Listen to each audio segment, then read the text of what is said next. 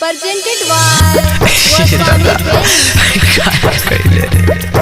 अरे सूरज के घाम से फूल मुरझा जाला, अरे सूरज के घाम से फूल मुरझा जाला। अरे के कितना प्यार करेला, अरे के कितना प्यार करेला, दिल टूटला के बाद बुझा जाला। Smart recording studio Mairwa. जा जा कागा तू कह दी हमर जान से, जा जा कागा तू कह दी हमर जान से, मर के दुआ देता यार शमशान से।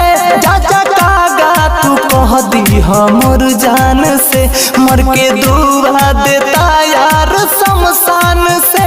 उनके मानत रही हम दिल जान से, उनके मानत रही हम दिल जान से। उ तो खेल गईली खेला हमरा अरमान से।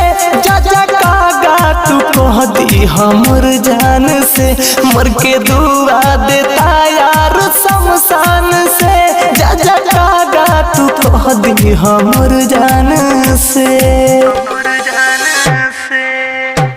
Presented by Goswami DJ Mohit Raj, DJ Mohit Raj।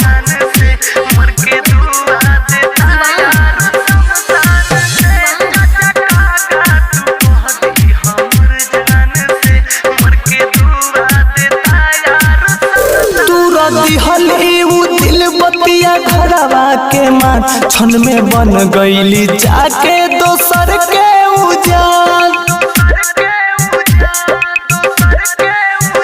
कही कही के जल छीन लिहली पारान, दिलवा दिहली कचर जैसे कचरे लोग पान। पाके पियावा के प्यार बूढ़ा ससुमान में, पाके पियावा के प्यार बूढ़ा ससुमान में।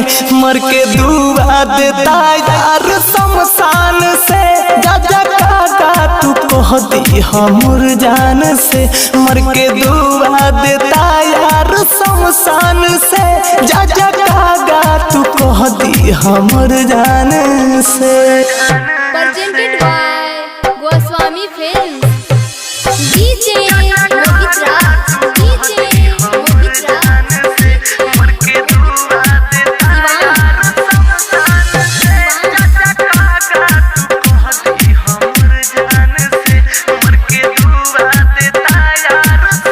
गुडू गिरी के टूटो गईले आरामान, जब बन गईली जाके अदितवा के जान। गुडू गिरी के टूटो गईले आरामान, जब बन गईली जाके इंजसवा के जान। कहे पर कसमरुति सुनो ध्यान से, कहे पर कसमरुति सुनो ध्यान से। मर के दुआ देता यार शमशान से। जा जा कागा तू कह दी हमर जान से, मर के दुआ देता यार शमशान से। जा जा कागा तू कह दी हमर जान से। Presented by Goswami Films।